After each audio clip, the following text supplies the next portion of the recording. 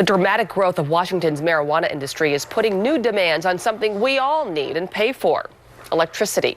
KOMO's Mark Miller is live in Seattle to explain how the surge in new grow operations might increase the chances of problems. Mark? Well, one of our local utilities, Seattle City Light, says you don't need to be nervous at this point when you look up at the wires and the stub stations. But here's something we do need to watch out for. Because of the rules that only allow growers to concentrate away from churches, daycare centers, and schools, they tend to concentrate in areas where there are warehouse districts or industrial districts.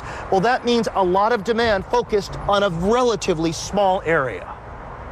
Growing this product requires lots of power for the indoor lighting and heat cannabis plants crave. And so far, demand from the 17 growers on the Seattle City Light grid have not caused outages, but demand will soon increase dramatically. I do understand that it's going to be quite a surge. Shasta Moon Cutchy has toured local production warehouses.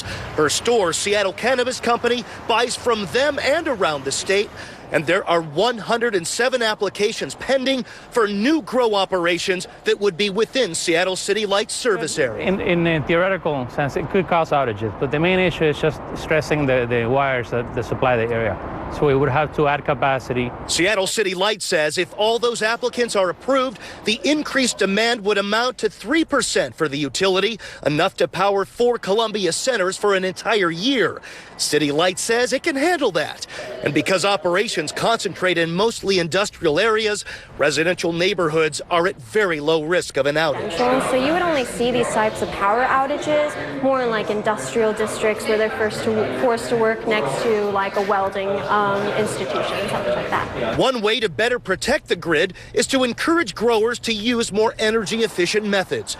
Seattle City Light is reaching out, trying to consult with sometimes skeptical owners. So we have to show them basically that if we replace a fixture with an LED, it's going to have the same color, the same warmth, the same frequency, and it's not going to affect their production.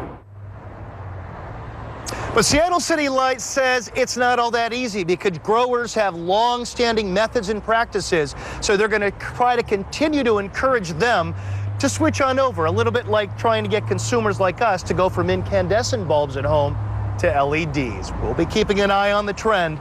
Live here in Seattle, Mark Miller, KOMO News. Thank you, Mark.